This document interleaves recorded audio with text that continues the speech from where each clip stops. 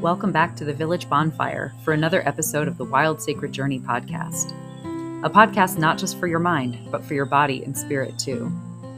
Here we don't just talk theory. Instead, we compassionately engage with our lived experiences and a wide variety of topics together, all to invite the question, in these times we find ourselves in, how do we be more human? Thank you for being here. May these conversations awaken, inspire, repair, and evolve something deep within each of us, and serve the wild, tender aliveness of our personal and collective hearts.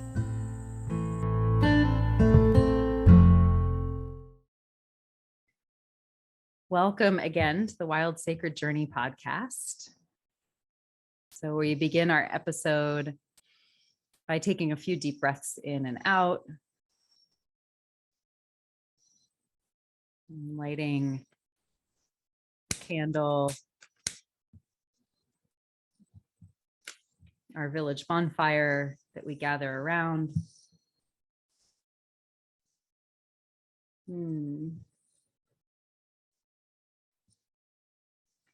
Acknowledging the land that holds us, the land that we're on.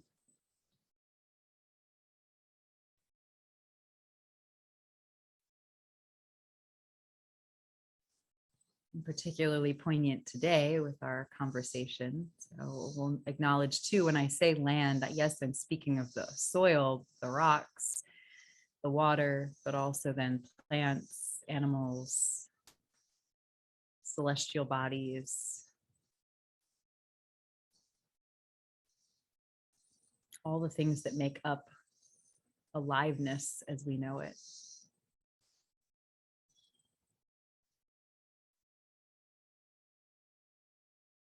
And so as we acknowledge that land and our relationship to it, maybe we also acknowledge the land of our ancestors. Most of us do not live, many of us do not live where our ancestors originally came from.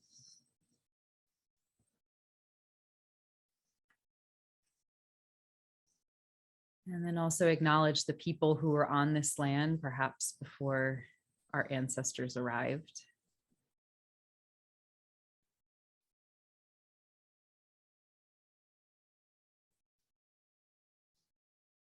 And acknowledging all the people the world over who are stewarding land, advocating for her, for it.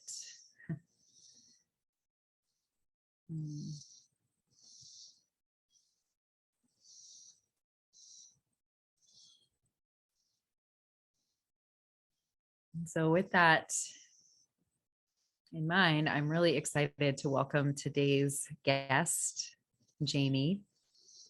Jaime's a friend. I met her through entrepreneurial circles, and we bonded over, I think, both of us doing sort of energetic and subtle work, and then also doing work that feels challenging to communicate to people without them having experienced it. And I have a huge amount of respect for her integrity as a practitioner and as a human, and for her connection to the subtle energies and plant consciousnesses. So I'm really excited that she is joining us today. Jaime, I'll read her bio. Jaime is a guide and mentor for consciousness transformation and an energy healer. She specializes in teaching others how to work with plant medicines as tools for healing and awakening. She teaches people how to truly listen, embody the teachings, clear out traumas and old patterns, develop their subtle energetic and shamanic awareness, and connect with other levels of consciousness. Jaime has been a student of Amazonian plant medicines for 12 years, including more than 3 years living in the Selva Alta of the Peruvian Amazon. She has spent over 1 year in traditional master plant dietas with more than a dozen Amazonian plants. She studied all over the world various forms of energy medicine, yogic and shamanic practices, and non-dual teachings. And Jaime guides clients in private mentorships, healing sessions, group integration work, at-home plant dietas, and traditional master plant dietas in Peru. And so you can learn more about her work at her website, www.wankawi.com. That's WANKAWI.com. And I'll have that in the show notes, and we'll talk some more about that at the end of the episode. So welcome, Jaime. Hi, Kate. It's so good to be here. Thank you for inviting me to your show. Yeah, thank you for coming. Yeah, it's good to see you. Yeah, it's good to see you. So I, like to sort of start off by asking people sort of beyond the bio and the more formal sort of, we have in the West here in European tradition cultures, we sort of have this very like, where did you study? Who did you learn from? Kind of approach to things. And traditionally in cultures around the world, it's more like, who are you related to and what land do you live on, and like how do you kind of fit into the social fabric of things more so than like our educational requirements. So I like to sort of also open it up beyond sort of the formal, beautiful but formal bio. Is there anything you want to share about any identities or roles, locations, Hmm. ancestors, lineage that kind of orient you in the larger world for people listening? Yeah, no, I think that's a beautiful question because I feel like what you're pointing to is kind of our disconnection with in the Western world, our disconnection with where we're from, our roots. Mm. And I guess I would also identify as, a being of the world. I come from Eastern German, or not Eastern German, but Eastern European and German roots, mostly German and Polish, like my ancestors, Mm. who then moved over here to the US and were farmers. So I'm very Mm. connected to the land in that way.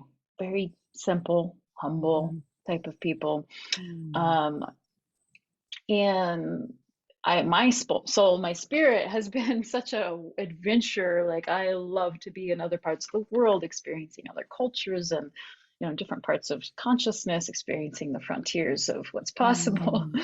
um, but in a land-based answer, I also returned back home. So I was born here in New Mexico. I didn't grow up here. My parents traveled quite a bit, moved quite a bit. So I traveled and moved, as a kid, and never really felt like I had a true home. But I was born here in New Mexico, and after so many years of living in many places, including, other places in the world, mostly Peru and India, coming back to New Mexico right before the pandemic. So there is an interesting theme of returning home, returning to my Mm. roots in some capacities, Mm.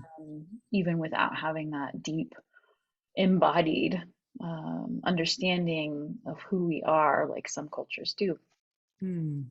And I guess another identity that'll come up, probably in this conversation, but I grew up pretty traditionally, like very focused on traditional education system and following a certain set path. And as you know, and as we'll talk about, like the path kind of deviated into my own kind of soul journey, Mm. which was obviously needed. And I'm so Mm. excited to have done that. But coming back to this modern world has definitely been a challenge, been an interesting learning. So Yeah. Mm. Thank you for that. Yeah. I mean, as you're sort of speaking to that, when you were sort of talking about your ancestors who were kind of farmers and just that connection to the land, and then also the ancestors that like to kind of roam and travel, your parents and you kind of growing up in lots of different places. And I'm very aware that I mean, I think a huge part of what makes your work so powerful and so integrative is that you take that really embodied spirituality approach, and so for all that you've studied sort of these really transformational, almost transcendental, non-dual, practices, modalities, traditions, there's also been this really deep rooted connection and this deep, and I think, I don't know if you would say the plants are part of what's brought that, but yeah, that sort of that piece of like, yeah, coming back to your roots, the farmers and then the wanderers, and how do we kind of accept yeah, that both of those things are important, right? yeah. Yeah, and I would say, I mean, the plants are deeply integrated into that because they open up perception. They open up these other worlds of perceiving reality, connecting to other dimensions, and they're so embodied, like because when we're taking them, we're actually bringing them into our physical body, into our Mm. cells, into every little piece of our our being. So they're working through the body, through the consciousness, through the energy field, and they kind of require this integrative space. They teach that, they require it, because they're not just one thing. They're not just spirits. They're not just plants. So they're kind of showing us how to do the same. I love that. Yeah, I'm really aware, I've heard people speak of it before as having, humans have co-evolved with these plants, and that there really is this deep connection, this deep relationship. And so I guess, how is that relationship for you, and how has that maybe shifted your journey, or what has that kind of brought to you? Yeah. I mean, I think at the most like fundamental level, I see plants as teachers, right? And so these plants, totally not human, but they are teaching us how to be more human and how to be in alignment with our own truth. We have to have the courage to listen, to see what they're saying, to see ourselves. But I find it just incredibly beautiful. Like these plants they don't have minds. They don't have like a consciousness or an ego necessarily. They have consciousness, but it's a little different. It's not necessarily an agenda, or they're not living in stories or wounding. They just have this purity. And so when I work with plants, like I get to interact with this like pure essence, and it's gonna teach me and show me all the places that my own being, my energy, my consciousness, my shadow elements, even like the more gifted aspects, like where can I come more into alignment with myself? They're going to reflect back to me what I need to see. And so, this experience, this I see this relationships with plants as coming into like direct connection and direct experience with not only the essence of the plant, but of nature, the purity of nature, also the heart of the universe, also spirit. Like, I mean, there's so many levels and layers that you could frame it, and depends upon which lens you're looking through or interested in looking through, because you can shift from one to the other. And so I just see them, plants in particular, as these like super potent, multidimensional teachers, reflectors, helping us heal, to see places that we've not been able to see, getting us out of our limited everyday minds. And with that, for me, comes this immense amount of heart. So it drops into, and some people can really drop in immediately with nature in that heart space, and connect in love with nature. And it's not easy. It's not easy for everybody, and it's not like it happened automatically overnight for me. I mean, I did grow up caring very much about the earth, and spending a lot of time in nature and learning just intuitively, right? And I think there's a lot of disconnection that's happening, just with our modern society, our technologies. As we all know, there's just so much distraction. And so redirecting ourselves back to that heart of connection with the earth, with nature, and plants are such powerful tools for that. Yeah. Yeah, I really am hearing in what you're sharing, sort of, that invitation to rewild ourselves, in a society that feels like it's constantly trying to turn our bodies into machines, right? Like capitalistic productivity producing machines. We have these plants that are then calling us back, saying, no, remember, that's not who and what you are, and and so by taking them in, I mean, as you were saying earlier, even to like sort of that cellular level of our bodies, and the energetic and cellular level of our bodies, there's a remembering that can start to happen, for us, of remembering that we are nature. We're not visiting nature, we're not walking on nature, but like we are nature, and and are so deeply interconnected. And and I think that's the piece about that coevolution, right? Is that we're not here just to take the plants and use the plants or plant more plants or, Mhm. whatever, right? As if they're separate from us. I mean, they are, and also they're not, Mm. and so I love what you're sharing, because it feels like an approach that really has so much integrity. And, um, and I'm aware that, plant medicine is becoming increasingly the rage, right? And, in a lot of, and that's amazing, right? Because I think the plants want that in a lot of ways. Like, they want us to come Mhm. back to them. And yet it also feels like it's a place where it's so easy. You were saying they reflect back to us. And it seems Mm. like, if we're not, so much of that is so dependent on where we're listening from. You were Mm. speaking about the heart, and it seems like they're Mhm. so easy to project onto too, right? And to take our, Mhm. like, sort of Western informed mindsets and then project them onto the plants in ways that then actually interferes with us receiving their messages and their teachings with kind of the Mhm. clarity that they can offer. And Yeah. so, yeah, what is that? You're very much kind of in that world in terms of especially helping people with integrations after ceremonies they've been to and things. So I know you've seen a lot of people have a lot of different experiences in Mhm. ceremonies and then look to sort of integrate them. So how do you, and you yourself have done ceremony mostly then in Peru in more traditional settings. And so, yeah, Mhm. what has that kind of been like for you to? Yeah, well, it's been very interesting. I'll say that to start.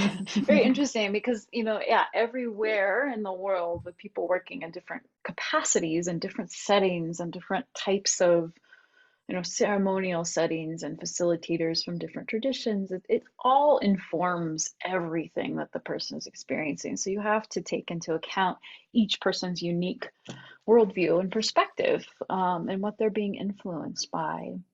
And doing a lot of this plant medicine work that's been becoming so popular over the last few decades. And particularly, I saw it in the pandemic. Everybody was turning towards plants just as a spike in Mhm. this, oh my gosh, we can't do everything else we've been normally doing. Let's go internally and deep and see Mhm. what's going on. But you just have to take into account everything that's happening. And my experience doing most of the work down in the jungle is very different than people who've been working with plants and in, say, the Western world, and not having the experience more in a traditional setting, not having experience in the jungle with the whole ecosystem of where the medicines come from. It's just, you have to take that into account. And so when you're doing integration work, bringing in other perspectives, bringing in other worldviews, bringing in other practices or tools that you might already be including, whether it be something like yoga or meditation or qigong.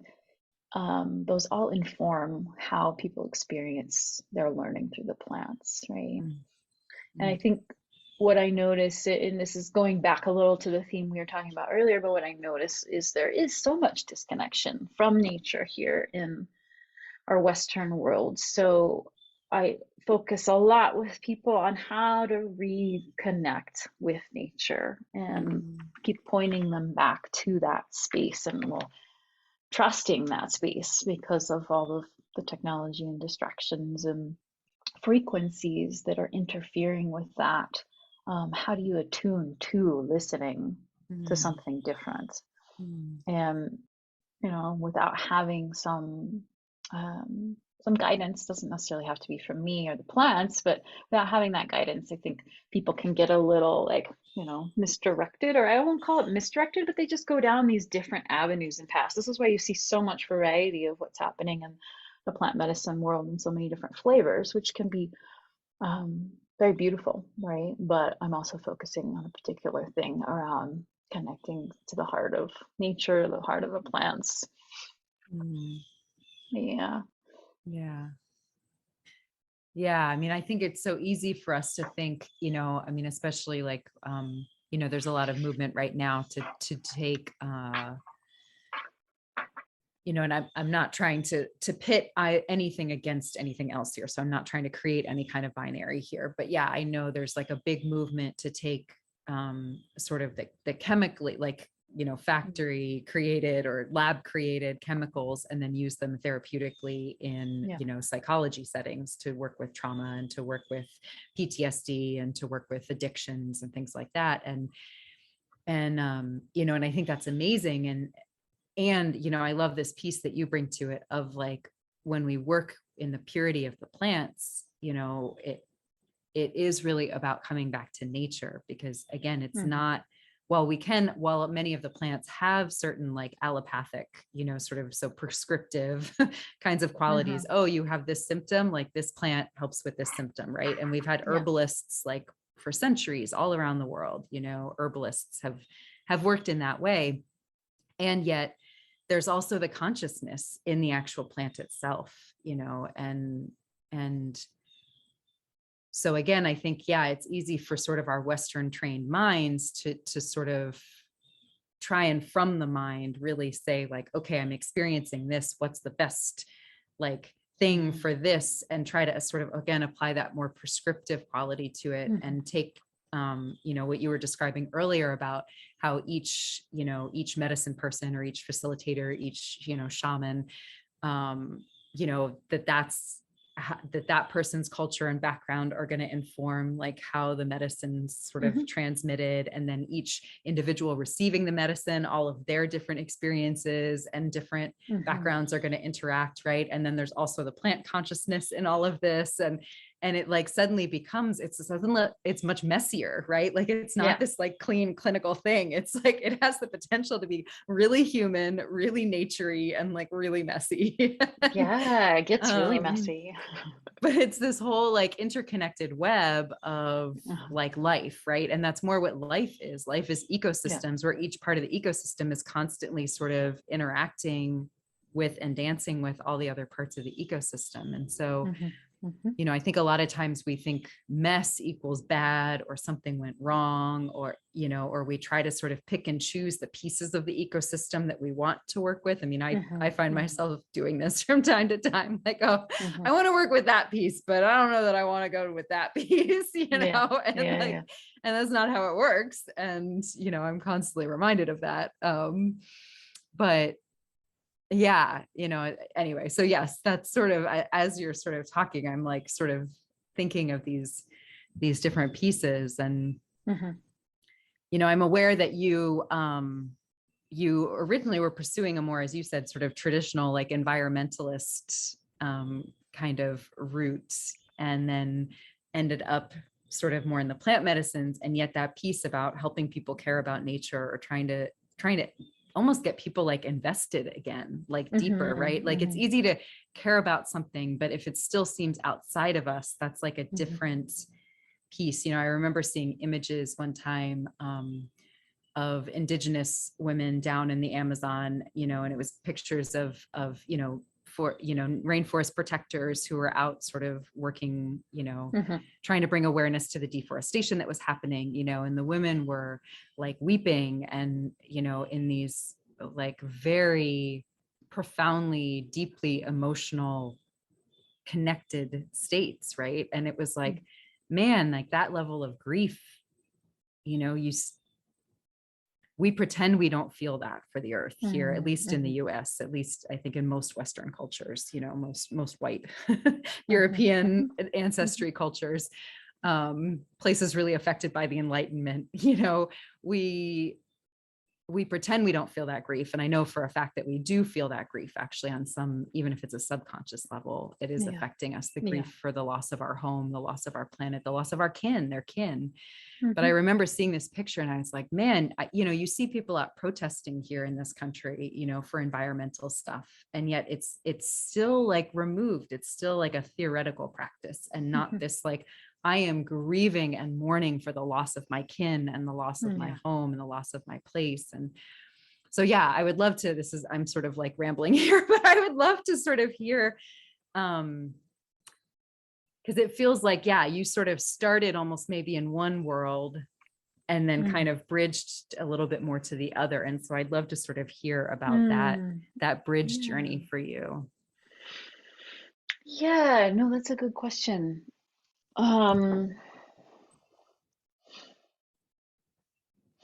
Yeah, I mean, I think I just followed, what was kind of in front of me, and if it had been entirely up to my younger self, I would have probably become an artist or something a little more creative. But I kind of followed because I knew I had this beautiful love and deep connection just intuitively with the earth, and I kind of followed in a traditional path of learning, like, well, what can I do as a Westerner to help support the earth? And things like environmental engineering or environmental consulting, and like these very structured ways of approaching the environment, or what was available, right? Even environmental studies, which I did take quite a few classes in environmental studies, it was still like you're studying the environment and then how do you mitigate it and, prevent pollution and create solutions. It was not about the deep connection with the earth like that. Was completely missing, right, in any sort of educational Mm. system, other than me and lots of other people who just love nature and have a deep connection from the heart anyway. But how do we, work with that and learn from that and teach from that? So, I think my journey, um, you know, increasingly dissatisfied when I was working in a consulting type of capacity. There was so many decisions, a lot of money, right? A lot of money, a lot of decisions. And it kept just being like this corporate thing, like, oh, the higher ups made this decision. Oh, the higher ups made this decision, right? Like, I was still a little bit in shock of like, they made this decision to, release these toxic or carcinogenic compounds or pollute into the atmosphere when they know that this is like really dangerous for humans and the planet. I don't understand why or how they can make those decisions to harm the environment. And so then I went on to work and get my MBA, hoping that I could, find out a little bit more on the business side. Where are these decisions coming from, right? And I guess what I got to see through time was that the core, it's like the core wounding the core of the world. There's just this distortion, like, and it's such a big global collective scale of this shadow, right? We've created this whole world in this distorted way where we have to operate in certain ways to keep perpetuating what's happening. And if we stop, it's a mess. We don't, it's chaos, and we don't know what's going to happen. Mm. And there will be suffering in that as well. And I think, I got the call to go down to the jungle. Somebody had sent me, I think it was a boyfriend at the time, sent me an article about working with ayahuasca. And I read the article and I was like, wow, that's crazy. I don't know who would ever do. This was kind of before, at least in my world, it was popular. I know that there was quite a few people who were working with it, but in, my community, my world, nobody even heard of it. Um, and I had done a little bit of psychedelics, as a teenager and in college, nothing crazy. But I read the article and I was like, that sounds really intense, being in the jungle and purging like crazy and mosquito, all the things that go along, the whole experience. But it hit really deep, like Mm. in a way that I don't think I realized. It hit in there and it planted a very deep seed that started growing. Mm. And I think maybe 6, 8 months after I read the article, it was like really growing out of me, out of my Mm. being, into this like, oh my God, I have to go find out what this is. I have to go find out what this experience is, because my being is called to the experience. It's crazy to the mind, but to the soul level, to the knowing, the intuitive knowing, we have Mm. to find out.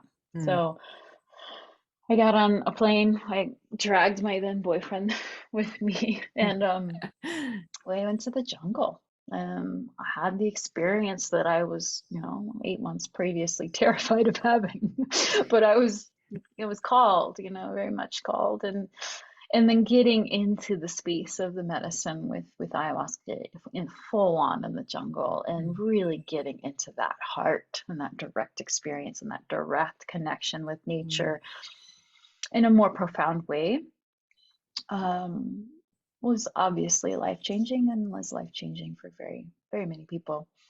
And that I remember some of those insights and the first, realizations on the first couple ceremonies of like, these aha moments of like, oh, that's what's missing. This is what's missing, is this Mm, connection to the heart, right? mm, And it's the personal heart, the individual heart was misconnected, and then also the heart of nature, right? And in mm, between the personal and the heart of nature, there is sometimes this educational gap of not understanding how does the earth systems work and what happens when we make and manufacture all this stuff, and then we put like the basic stuff that I had, I already had this in my background, so my brain was already processing and perceiving things in this way, and not everybody has that, which I totally understand.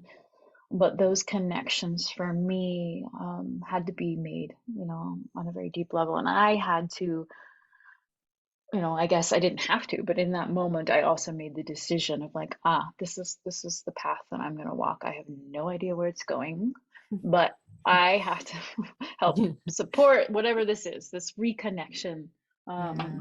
because otherwise, what we see, and then there's plenty of science and data, which is so funny coming from a super Western approach, so much science and data showing, proving all of the terrible things that are happening in our environment, right? And all of the resources that are being lost and all of the pollution. And I mean, there's whatever, millions and millions and millions of studies, right? And still people continue operating, continue Yeah. operating. Yeah. And so bringing it back to a much more intimate personal level, which you can easily get discouraged too because of the scale, right? The Mm, scale of the issue, the scale of the problem. It's going to take, and it is taking, a huge transformation on a much bigger level, meaning collectively, like we need masses to really make this personal choice inside to walk a different way and a different path, and to come up with creative solutions, and to think about, the future of the earth, the future of humans, future generations, as well as the future of the plants, the future of the animals, mm, and the mm. waters, the air, um, Yeah. the possibility of, we might destroy this earth, then we might destroy humans. Okay, then what? Um, Yeah. so, and why does that matter? Like, how can we connect people to why that matters to them now? Yeah.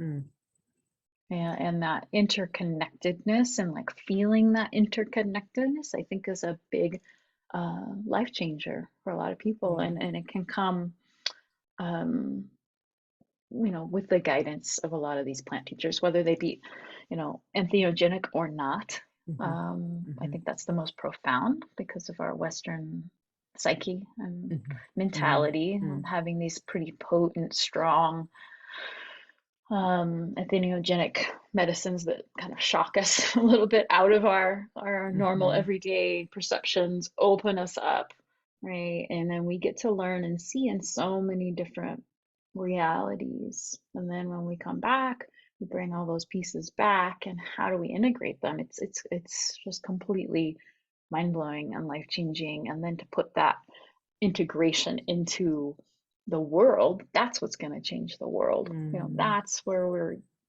going to have to go. um but I think, we're just bringing back a little bit of the Western approach to things, in general, just because we've been on this path of industrialization for so long, of consuming and like capitalism, and making more, doing more, like more is better, more is the medicine, more of mhm, this, more of that. And mm, that's not what's coming from the plants. That's not what's coming from indigenous roots of like, we actually have what we need, that we have everything that we need, is completely an opposite mm, direction, or opposition to more and more and more. So, seeing people returning over and over again to these plants, and kind of psychedelic experiences without doing the integration, mm, isn't really solving any of our huge global problems. It's just perpetuating this kind of consumer approach, consumerist mindset of like, if I keep just taking enough, I will eventually succeed, or mm, overcome all of my problems, or, mm. save the world, but the on the ground work, which the plants can also help with. And in real life, it takes a lot of focus, takes a lot of day-to-day awareness and making new choices. That is also, in my opinion, very much part of work with the plant medicine. So, Mm. Mm. mm. Yeah. What kept coming to me as you were kind of speaking about some of that was sort of that phrase, like the hurt people kind of thing, and so, yeah, when we realize that we are nature, there's that piece of like, then yes, if nature is our kin, if nature is our family, if nature's, Mhm. part of who we are and how we, our support system in the world, right? Our community and support system in the world, then, we start to realize that so many of the, you know, so much of what we think of as sort of like humanity's stain on the world or whatever is like, I wouldn't use those words, but I feel like that's sort of part of that narrative, part of that rhetoric that seems to be out there in the world right now. But when we start to sort of, when we come back to it, we realize that that's actually symptoms of our own hurt, that we're then in our own sense of disconnect and the grief and the loss and the anger and the pain, like of that disconnect. And so part of what I think what you're describing is really that journey back to connection, so that, because anything else is kind of a band-aid if we haven't actually healed the hurt that's causing us to act in such hurtful ways.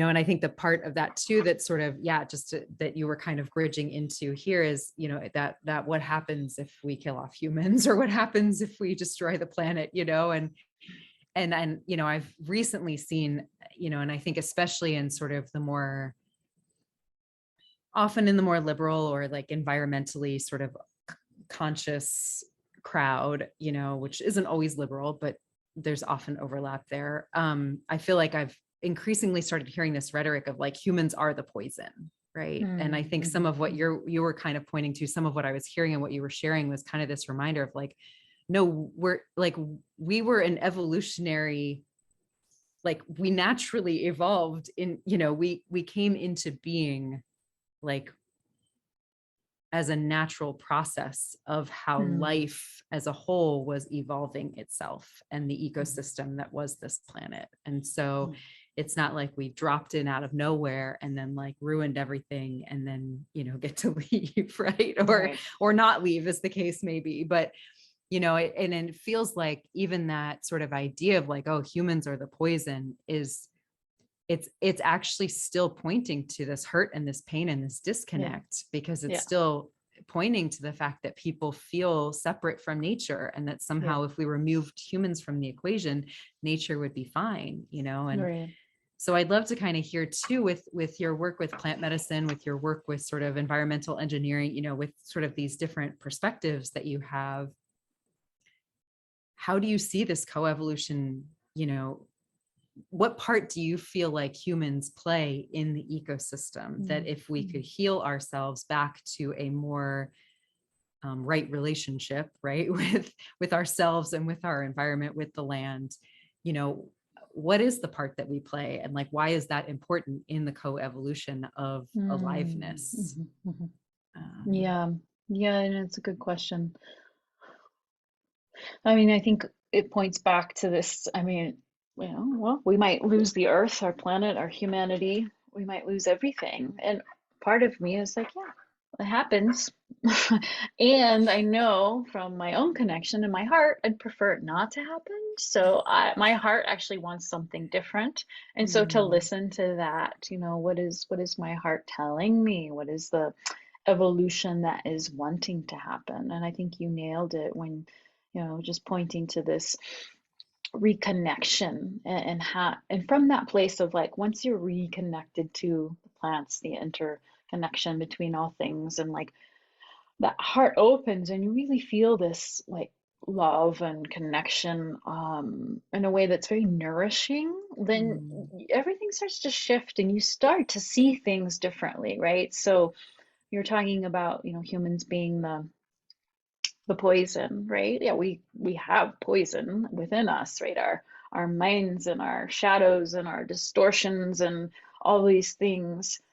And then when you start to find kind of, I guess we'll call it more of the medicine, like how can Mm, you then shift the world where you're then walking more in the path of the medicine versus the mm, path of the poison? And you start to notice on an embodied level, I feel so much better. And most people will choose what feels better because they don't want any more suffering. And yeah, sometimes you have to walk through a lot of healing of the suffering. Like that's part of it too.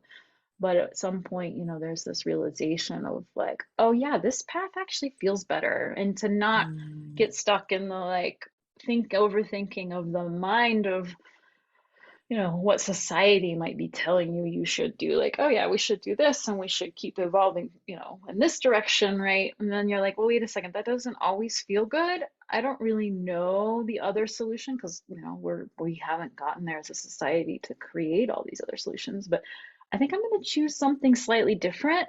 And that kind of stirs, mm. hopefully, and millions of people. And I know it is happening, that creative like Yeah. energy of like, oh yeah, this is why I'm here. Like, and to be able to differentiate, right, and discern between what is more poison and what is more medicine. Mm, Which feels, yeah, it feels good for most people to do that. mhm. Besides that, walking through the fire, which, like I just shared, like you got to walk through the fire of the suffering and the healing, and Yeah. now being willing to feel the grief, feel the emotions. But you don't have to do that for forever because you can also get kind of stuck in that cycle, in Yeah. I think a lot of in the past and probably now too, a lot of the activists, whether it's environmental or other activists, can really feel the pain, right? Yeah. Which is important to recognize, to speak about, to make known, to be seen in, but not to necessarily let that pain be so amplified that that's all you're living and all you're experiencing. Because it's like that cycle you're talking about, where it just Yeah. creates more of the pain, and here's more of the pain, Yeah. and oh, now we're seeing ourselves as just poison, and how do we Right. stop that cycle so that Yeah. what suffering we are feeling, we're actually doing it for healing capacity. Mm, mm. Yeah. Yeah, I've had that conversation before sometimes with clients where, that Mhm. learning to distinguish between when we're venting and when we're actually releasing, Yeah. Yeah. when we're just like recycling Yeah. and when we're Content. Yeah. actually, yeah. Um, Yeah. and I think embodiment is really important piece in that. Like, I think bringing in the soma, bringing in the body is such an important piece, like getting out of the head. And I think also that piece that you were talking about, the integration, that knowing satiation, right? Because Hmm. Hmm. when we live in a society, yeah, we're everywhere, we're receiving messages of like more and more and more and more and more.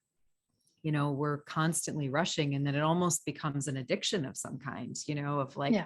going for the high, going for the feeling things, going for, whatever, or that can tip into that. Yeah. Like, I'm broken. There's something wrong with me and I need to be constantly working on myself. Yeah. I mean, I think I see that a lot in my work with clients. You see that probably with your Hmm. work with Yeah. clients.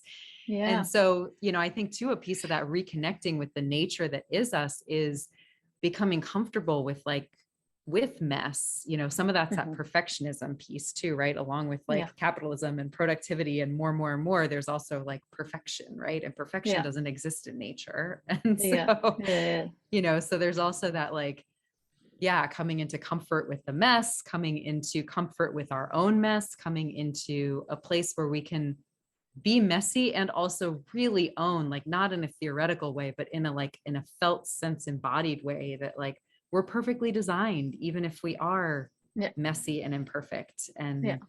And I love that piece you were sharing about, yeah, differentiating between the poison and the medicine, the path of poison, the path of medicine. And, medicine doesn't always taste good and it doesn't always feel good, like in the moment, but there's a rightness, a trueness to it that we can feel, like in our Mhm. bones, a Yeah. resonance that we feel, that it's like, well, this may not be comfortable, like that clean pain versus the dirty pain, like, Yeah. um, and yeah, yeah, Yeah. Yeah. Knowing that resonance, because it rings true in the body. And when you learn your own gauging system, like, I work a lot with clients on this, like what rings true? Because when it rings true, there can still be a lot of discomfort, but there's something else that knows on the body level, or the energy level, or, some way of perception. Mm. Um, and I think I just keep smiling when you talk about the messiness, because I've had so many like ceremonies in the jungle, ceremonies with ayahuasca in particular in the jungle, where it's just complete, like, I mean, I went through a big phase of like letting go of that perfectionism, right? That is Mm. this kind of conditioned, structural, societal way of being, like letting that shatter into the mess. And it's just like, full on disaster, energetically, consciously, like and I just sit in the middle of them. I mean, I'm laughing because it's so beautiful, just sitting in the middle Mm. of this like total disaster, cracking up, laughing at the absurdity that I thought I had this perfect, concept or world view. And then I'm like, yeah, now the plants are just showing me like, yeah, we're just gonna blast that shit all out, and Yeah. good luck. Yeah. And so, it's such a part of it, as we're trying to deconstruct our societal systems, it's going to get messy. It's going to be some chaos. And like, we got to learn how to navigate on like our own internal navigation system, which the plants can teach us how to find that our own internal navigation system. Because when you're sitting in a pile of mess and you have no idea Mm. all of the things you thought were the steps Mm. next in life, or the steps to solve this problem, are not working, then it's like, okay, where do I go? What do I listen to? Who am I listening to? What voices are guiding me right now? Yeah. Um, Mm. and that's the power and the sovereignty, this empowered place of humans like changing, making these changes in their personal lives and then out into the world. But you have to find that place within yourself to choose.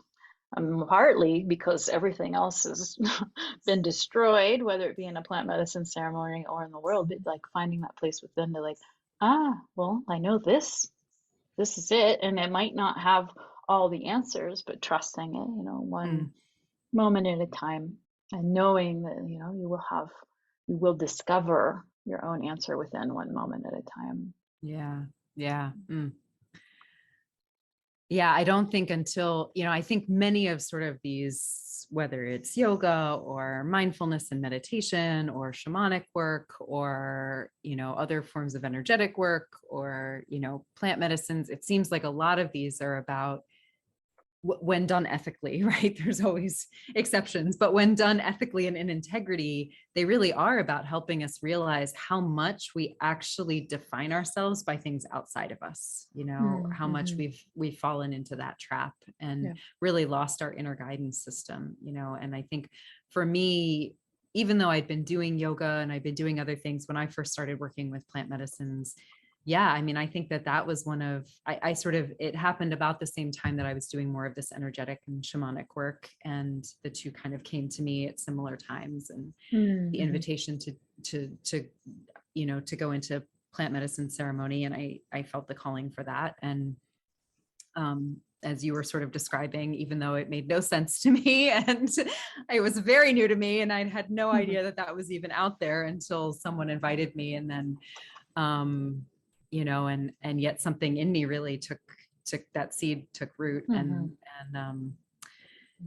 and and anyway, yeah. And so it's, I really do think that plant medicine's in a big way. I hadn't put that piece together until you were sort of just talking, but I do think that was a huge part of me starting to really come into that deeper reckoning with all the ways in which my identities and my ways of orienting myself in the world were Mm-hmm. like via sort of these societal things that Mm-hmm. never had actually rung true in my body or felt good in my body or even actually honored the things that make me like the Mm-hmm. best version of myself. I Yeah. mean, I Yeah. say that about my sort of my more energetic and shamanic training. It wasn't until I did that anyone even started to tell me, your intuition, you're very intuitive. No one had ever, like, I didn't know that. And like, Mm-hmm. now that I know that, I'm like, well, duh. But like we don't have those conversations Mm-mm. normally in our society.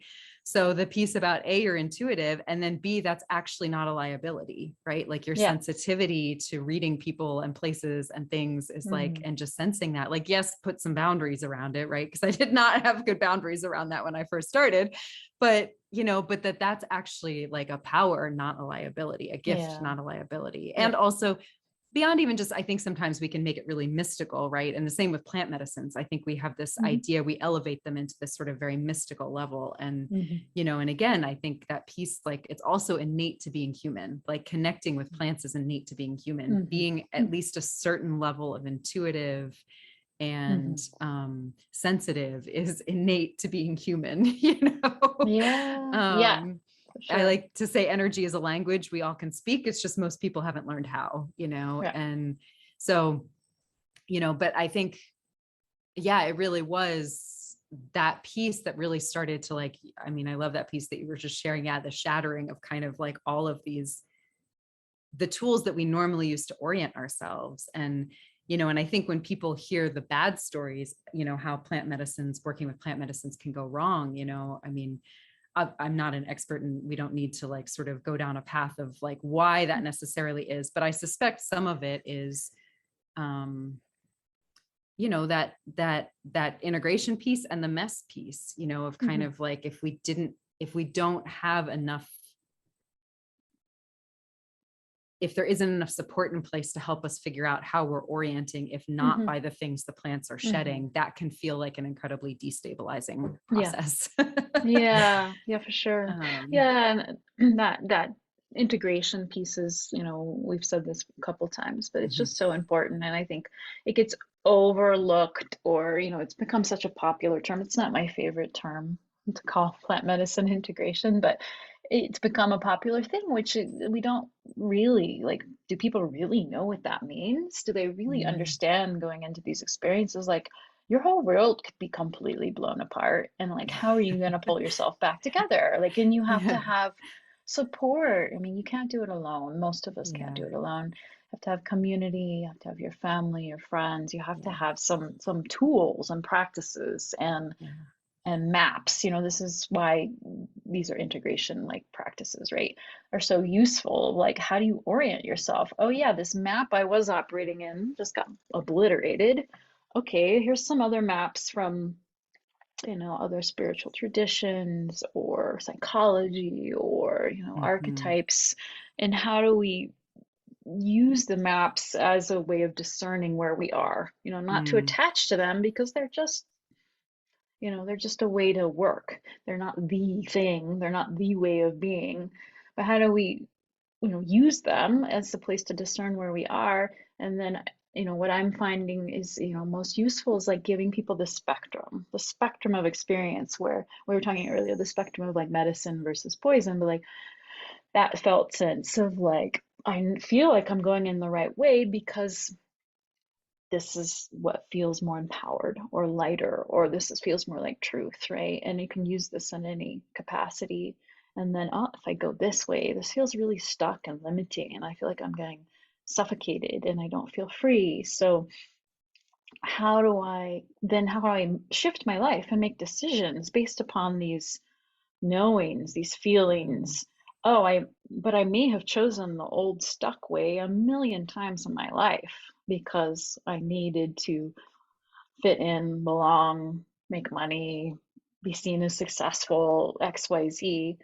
And then, oh, but if I go this way, I'm going to lose all of these other things that I thought I needed, but I'm going to feel mm, better. It's pretty scary. So it does take a lot of courage and this is where the integration, like, you make these shifts and it takes time. You can't do them yeah, all overnight. yeah, And every day you're getting presented with a million opportunities to make these little shifts. And so a big piece of the integration also is developing the awareness. Like, I feel like the awareness is just such a Mm, big key of like just mm, being aware of like in each time a moment of old pattern could arise, and then you're making another choice, but like that awareness, and you might not make that choice right then, might not mhm, happen next tomorrow, might not happen mhm. in a month, but like maybe a year from now, and you've been cultivating that awareness, you're like, "Ah, okay, this is the time I am," and you might not, it's not necessarily all conscious, you're, Yeah. it Yep. might be unconscious, it's like and now I've completely left the old thing. So this is Yeah. part of the work of integration. The Yeah. medicines, especially with the plant medicines, they teach so much in such a Yeah. short amount of time, and then they continue to work with us Yeah. through time on like these slower vibrations, and they've given us, what I just call homework. I mean, we have a ton of Yeah. homework, and they can be there as teachers during our homework sessions. Like it's not like they've Mm, disappeared, and mm, in helping people feel and sense these being still in the energetic field and their mm. presence and developing communication. So it's like, you can, like in moments in life where you're like, I think I might go down this old pattern that really makes me feel like crap. You can be like, oh, you know what? Let's see. What does the plant who taught you this lesson not to do this? Yeah. What can they offer right now to Uh, actually support you? And I think that's a piece where people also feel disconnected afterwards. yeah. They have these Yeah. really profound peak experiences of connection with everything, with the plants themselves, with nature, and then they go back to Yeah. life and they're like, oh my god, my life is still the same, but they still have the connection. They just have to be guided or remembered or reminded. They have to be reminded that there's still a connection happening right now to Yeah. everything that you just experienced. There's just a lot in the way, and you know little by little we're clearing that out of the way. Mhm. Yeah. Mm. Yeah. Really good stuff there. um, yeah. So with sort of this theme of like the inner guidance system and sort of this the almost like the different pacing, the different timing, right? Like I'm hearing that coming up, the plants bring us into more of a geological time scale, right? Like more of a natural time scale. And Yep. increasingly we're so, especially now with like smartphones and just like constant access, like we're so used to technological time scale, which is like Mm. so much faster. I mean, it's like a rabbit and the hare kind of story, or the rabbit and the tortoise, or the hare and the tortoise, whatever, like kind of story of like lightning versus like do do do do do do, and so yeah, so there's that Mhm. piece. But yeah, so it's sort of that slower timing and that discernment and that listening and the finding the inner guidance piece. Do you have, I'm sort of aware of our time here, so I'm sort of starting to land the plane a little bit, but I'd love to see if you have any recommendations or tips just from your experience. Obviously you're not speaking for Mhm. everyone here, and Mhm. but for people who are trying to figure out if they're feeling the call to plant medicine, how do they discern sort of where that's coming from, or you know when they feel the call to plant medicine, Mhm. yeah, do you have any tips for people about sort of Mhm. Mhm. that process and discerning like where and how, who they work Mhm. with, and um because I think Yeah. especially initially when we're sort of starting in a place of disconnection, that discernment piece can feel Yeah. tricky. Yeah. Yeah. Yeah. I mean, some of the advice for knowing whether you're feeling the call or hearing the call or whatever it might be is just some simple checks of like, w- just asking yourself, why am I curious about this? What is it that I'm wanting to learn? What is it that I'm wanting to understand? What is it that I'm wanting to feel? Versus like, am I feeling, do I think I'm being called because everybody around me is doing this, or because it's the rage thing to do, or there's celebrities doing it? So, Mhm. um, Or just because some I some feel like I need to fix myself, like yeah, or yeah. because I feel an Mhm. urgency to be healed now. Yeah. And so like really getting into like, what is the desire? It could be something I'm wanting to learn, or something it can be something you're wanting to heal too, but where is that coming from? So just a Mm, little bit of diving in a little mm, deeper, not just taking everything that flies through the mind as face value. and feeling into the body, and it's okay if there's like pain points or emotions or Mhm. old traumas that need to be, or cleared out. um Yeah, it seems like yeah. that can be a both and kind of space where like Hmm. we can be coming from these other places of like, Yeah. yeah, it's a fad and the celebrity's doing it and we have an urgency to be healed now. Like sometimes our what gets us on the path may not be fully integrity. And Yeah. that doesn't mean there isn't also integrity there alongside it, and Right. Right. sometimes it's a both and. Yeah. Yeah. Yeah. Yeah. And I think another piece is like, one is doing research around it. Not, you don't have to research all aspects, because as we know, the plant medicine world's very broad right now, especially with like medicalization and legalization and all of these things. But like doing some research in the sense of like, what is going to happen if I do this? Like an understanding, and it can just be talking to people you trust who've done it. You're talking to people who help with preparation, but really understanding that your world is going to shift. We don't know how much, we don't know how big, how wide, whatever, but do you have tools? Do you have practices? Do you have support to be able to navigate after? Are you willing to sit with the work and to do the work Mm. after the fact? And if you're not willing to, and you've got to just move on to the next big thing, whether it, be something with your whatever in your life, could be Mhm. family, could be work related. But if you don't have the time and energy and commitment internally to really see the work through, and of course we don't all do it perfectly, but to really have Mhm. something to work with, then that's also a good question to ask yourself: why am I doing this? If I'm just Mhm. looking for the quick fix, oh yeah, maybe I am looking for the quick fix. Is this the right time to have a quick fix? I don't Yeah. know. Yeah. I mean, the answer might be yes at times. It might be like, yeah, actually I want something to try something, Yeah. understanding where that's coming from. Yeah. And then people, it's a challenge right now for people to find the right places to work with Yeah. some of these medicines, because they're not all legal in all countries. And some countries, they're part of the history, they're part of the land, they're part of the culture, they're held in such a different capacity.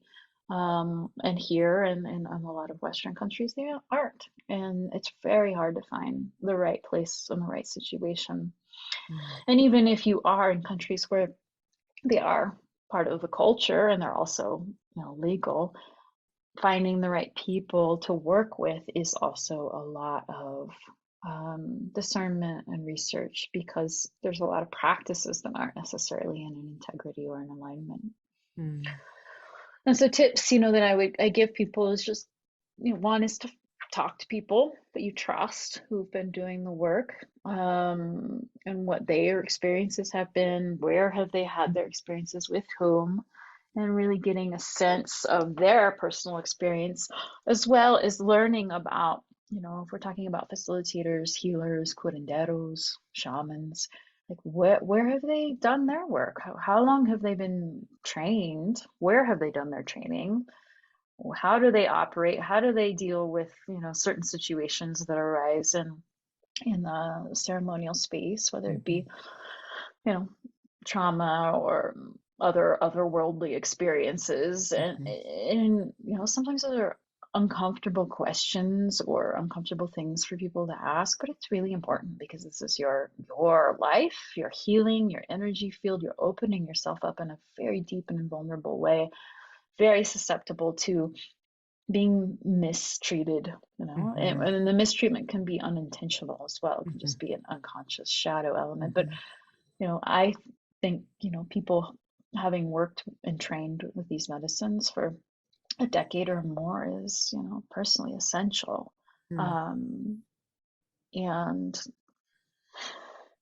yeah, yeah, I think, there's so much to say about that. If there's Mhm. something specifically you wanted to ask or is coming to mind, feel free. Yeah, no, I mean, I love that. I think that's a really good place for people to sort of start. And the one piece too Mm. that I would sort of add that's been in my experience is like you can also talk to the plants, you know, Mm-hmm. if you are thinking you're feeling the call. And it might be different if you're someone who's not used to like feeling if you're newer on the journey of intuition and sort of opening your sensitivity to energies and to consciousnesses and to sort of having conversations with them, that might be a more challenging piece. But if you're not as new to that, like I definitely, even, the first time I was invited to be in ceremony,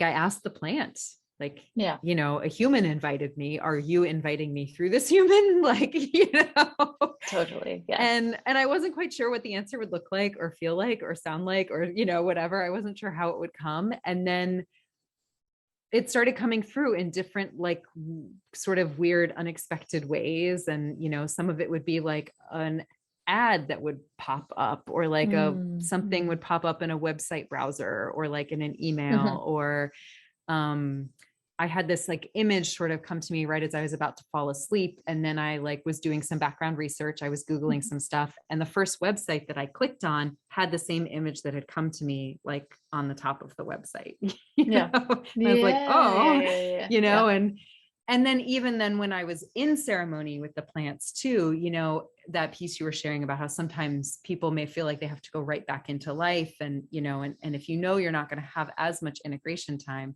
I've spoken to the plants before too and said, hey, I trust you, and I'm staying open here to this experience. And also, like, with the things I have going on in my life right now, outside of this ceremony, if we could kind of titrate this a little bit, or if we could kind of like, and it's been amazing how much they've responded to that. And so like, I just kind of wanted to offer that piece too, right? Like that part of the invitation and feeling the calling is actually feeling the calling to be in a relationship. Right. And again, moving out of that, I think sometimes we can go too much to the Google and the mind and the, and trying to like weigh the pros and cons, and it's like, it's messier and it's more relational than that, and so I love the tips you shared. I think they're like amazing place to start. And then I wanted to sort of add that relational piece too. No, it's super important. And that kind of assumes people have some sort of connection with the plants or shamanic or subtle energetic awareness, and that's super important. It's like, and part of it. So you can ask the plants and let them guide you and trust that they're guiding you. And it's a relationship, you can, like you said, actually now is not the right time for me. I can feel, because you can feel the plants in your field, or they're communicating something, and you're like, you know what, it's not now. When do I going to imbibe or engage with the physical element of the plant, or am I just going to work with the level of the plant on an energetic or spiritual level for now? And then there's so many different ways of working with the plants too. They don't have to necessarily be in a group format. They don't have to be in a ceremonial format. Like, they could be in a flower essence, or they could be in, a tea or something that you just feel called to go gather from your garden, or you could go sit out with the trees, so just which place is being called at which moment, how deep are you going in with that communication with the plant? And I love that too, because I think it is easy, a lot of times we focus so much on the plant teachers as like the entheogenic plants, the peak experience plants. And, but sometimes it's as much as like, when I transplant things into my yard, when I have plants, when I'm doing landscaping or gardening or whatever in the yard, if I'm out picking a plant, like I'm asking which plants actually want to go in my yard. And then when they get there, I might have an idea of where I'd like that plant, but I always check with like the ecosystem and the yard and the plant, and like, are you okay with going here? Is there somewhere else you'd like to go?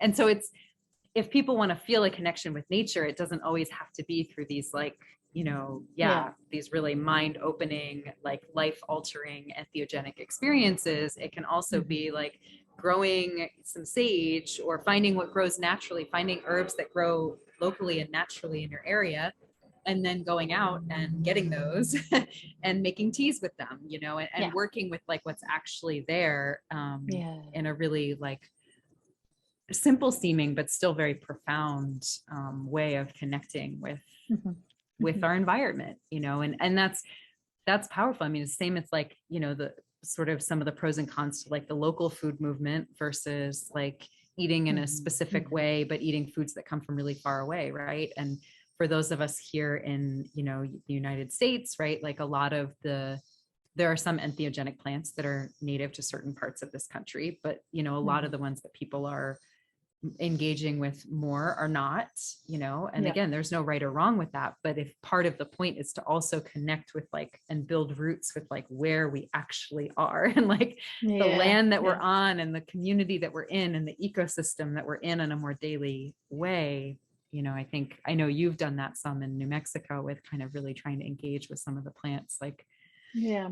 local to Yeah. you and in your space. And Yeah, in um different ways. Yeah, I mean, that's a yeah, big learning, and it's going to take me a long time. It's going to take me decades to really learn yeah, all that. Yeah, yeah, yeah. yeah, for sure. And I think, the draw for the entheogenic and the kind of more indigenous traditional plants, because they have a certain, field. They've been profoundly Mm, mm, used as that way for so long, right? But if you can, which I highly recommend people go to where they're from, go to the places where these plants are from to really experience it because it's a very profound teaching. mm, Yes, working with local plants, and if you're called to some of these stronger plants for the mhm, teachings, like go to where they're from. It's a much different mhm. experience, much different experience. Yeah. Mm. I know people too who are pursuing sort of that sense of connection and rootedness as part of their healing process with actually like finding recipes that are more ancestral to where their Mm, ancestors came from. So, for mm, you mentioned sort of your Germanic and Eastern European, and yes, maybe you have to adapt them slightly to kind of use like local ingredients, but sort yeah. of that piece of like using local ingredients, but trying to bring in some of the cooking Yeah. practices of like the people that we came from, or then, honoring the cooking practices and the recipes of the people who are on the land that we live on now, who were here before, you know, the Hmm. colonizers, right? Or, Hmm. and so like also just like how we cook and what ingredients we're using and the Hmm. recipes that we're following can also actually, again, if we come at it, intention is so powerful and we know that with our Yeah. energy work. And so if we come, anytime we bring an intention of healing and connection and repair where there's been rupture, right? Anytime we Hmm. bring an intention of those things Hmm. into what we're doing, that's sort of those slight micro shifts you were talking about into the path of medicine versus the path of poison, Yeah. and Yeah, for sure. so I think that that's another way too, if people are looking to kind of are resonating with what we're talking about in terms of like connecting with body, Hmm. connecting with heart, connecting with nature, I mean, Hmm. how we eat is like a profound way. And so it doesn't always Hmm. have to Hmm. be through plant medicines, even if people aren't feeling that call or aren't feeling it right now, right, but are still resonating with some of the themes we've been talking with, I Yeah. think, Yeah. Yeah. Hmm. yeah. Yeah. I mean, there's every town probably has some sort of herbal shop where there's somebody in the shop who can go explain lots of these things to you, and you just go to what you feel called, like, oh, you know what, I want some oat straw right now, like, I don't know why, but I'm going to listen to that. So, soap or simple things. Yeah. Yeah. Mhm. Mm, yeah.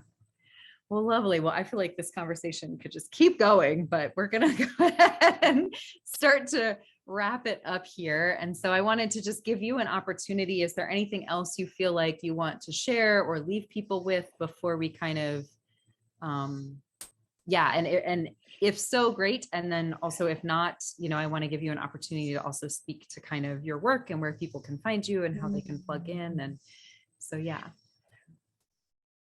Um, yeah.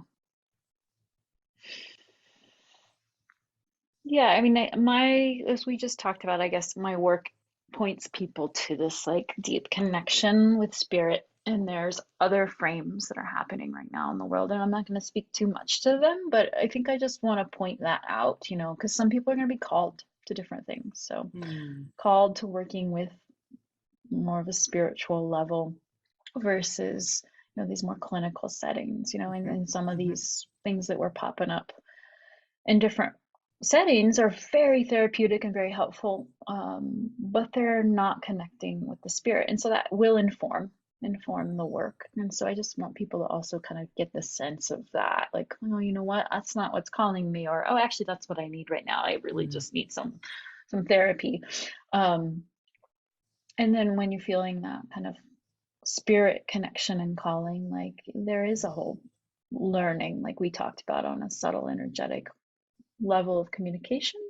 And then also where the medicine's coming from, the indigenous piece, like where is it coming from, what part of the earth, what part of the land.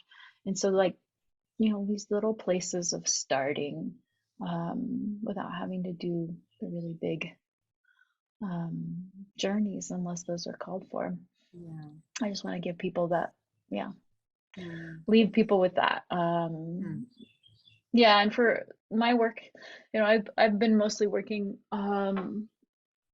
teaching people and guiding them with integration, like how to bring consciousness back. How do you integrate it back? How do you rework your consciousness after these pretty profound experiences? And because I've worked for so long, almost, I guess, over 12 years with Amazonian plant medicines, which have a long history, right? And so there's like an energetic field that comes with them. They're very strong.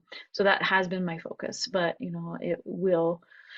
I will incorporate more local plants, and also more plants indigenous to like Europe. I mean, one that's really good example that's extremely popular right now because of the medicine that she brings is the rose, right? And a lot of us with more European roots connect more with rose, and other roots as well, because she's been cultivated all over the world. Mm. Um, but these Amazonian plants, some of them I do bring back here to the US, and guide people to work with them intimately at home through a dieta. And Mhm. Kate's done that with Mhm. Bobinsana Yeah. with me. And then I also take people down to the jungle to really go to the heart of where the medicine's from. It's a totally life-changing experience. The jungle itself is medicine. You don't even have to, you know, take anything into your body. Just being there is a beautiful experience and life-changing for many people. Um, and again, helping people, integrate those types of experiences. And the ultimate goal with like work with clients is getting them into their own, understanding of who they are. Who are they in this world now? How are they relating to the land, the people, the earth, like around them, their ancestors, like all of the things that brought them into this space now? Can they own it and embody it and be comfortable and be sovereign and be empowered in their uniqueness? Because Mm. there's so much, especially with the plant medicine world, of trying to be like this or trying to be like this person, or this person's doing it the right way and these people are doing it the wrong way. And everybody has their unique way of working with themselves, with the earth, Mm. with their own guidance system. Mm. And so really, directing people down that path to really create that, get comfortable with that for themselves. Um, Mm. yeah. Mm. Lovely. So where can people find you on social media or on the internet to bring Yeah. us out Yeah. of the plant world and into the very technological one? I know. Yeah, this bridging and marrying of different worlds. I was thinking about that this morning. I was like, yeah, this is interesting. Yeah. Um, Weird times, interesting times we live in. yeah. Yeah, I'm on social media. I have an Instagram account. I have a personal one. Will you put this in the show Yeah, I'll notes? put Yeah. them in the Okay. show notes. And Yeah. if you want to say them too, Yeah. but then yes, it'll be in the Yeah. show notes. So yeah. Yeah. Mm-hmm. Yeah. On Instagram, I have my name, which is at Jaime, Jaime .Lehner, Lehner. And then I also have a business one, which is at Wankawi, which is WANKAWI _, wisdom of the earth. And I also have my website, which is www.wankawi.com. And Wankawi is actually Wankawi Sacha, which is a plant that I've worked with that had a pretty profound experience with, that you can read about on the website. Yeah, and this fall I'll be having a dieta, probably late October, with a Amazonian turmeric, which is a really, really ancient medicine, also been used all over the world. So if people are interested in learning how to commune and develop their own navigation system with communicating with plants. That's an amazing way to do that. It's like my favorite way to to work with plants is dieta. It's a little more strict, but it's one of my favorite ways. It's the favorite way. And then in early next year in February, I'll be taking some people down to the Amazon to do a traditional master plant dieta. Yeah, and then other ways to work with me. Taking some one-on-one clients and mentorship right now, which can include types of deep dieta work, or it can just be more, integration or energetic healing work. But yeah, those are good ways to get in contact with me. Perfect. Thanks. Yeah, and just for people listening who don't know, dieta, just it's a way of sort of often, not always, but often sort of going on a very simplified diet so that your energetic space is cleaner, so that you can feel the plant more and have more clarity in your connection. And so that can be part of why that's such a profound way to start if you haven't done it before, is that again, we sort of are used to having a lot of loudness kind of going on inside of us. And so it can be really hard to feel connection with the plants at first, because they often are very subtle, and they often are speaking in a language that, our brains and the rest of us aren't totally used to. And so it's a way of sort of opening up sacred ritual space, like physically, mentally, emotionally, and as much as possible. And so with the at-home dietas, that can be a little bit of a challenge, right? Because often we're sort of still navigating commitments in our home spaces and things like that. But so that's sort of some of the difference between like an Amazonian dieta, a dieta in the jungle, and then a dieta at home. But yes, but both are sort of times and spaces to get clean and clear on all the different layers, so that then you can really be present with the plant. So thank you. That's great. So any last bits? No, I feel great. Yeah, thank you so much, Kate, for inviting me to speak. This was fun. Yes, we could talk for hours. For forever. I know. Sometimes we do. Yeah. Well, thank you so much for coming. I really, I know so much of what we touched on today are things that are like very real and present for a lot of people in their lives. And so kind of being able to, and yet, like I said, I think a lot of times healing journeys and shamanic and energetic work and plant medicine work can have this sort of shroud of mystery and mysticism around it. And, and so kind of how we start to realize like how those pieces can really help us in the things that are really mattering to us in our lives and the things that we're really grappling with. So I really love that this conversation felt like it kind of danced all over that. So I just want to take a moment and invite us to just sort of integrate. And so take a few deep breaths in and out, and just let this conversation kind of settle into your body, into your being, trusting that it's settling on different levels, all levels. Both Jamie and I tend to channel, so there were plenty of presences here during this conversation. So yeah, if you listening are feeling that, that's beautiful and may feel like a lot. So we're just going to hold an invitation that all of this just kind of settles and lands in its way and in its time for you. And we'd like to welcome you too, if you want to connect and share or have any questions or any big ahas. You can feel free to leave a comment for me on the anchor.fm platform where this podcast will be hosted. You can find me on Instagram at wildsacredjourney_KP, or email me at kate@wildsacredjourney.com. And if you want to talk to Jamie, again, I'll sort of have her contact information in the show notes, or you can get to me and I'll get it to her.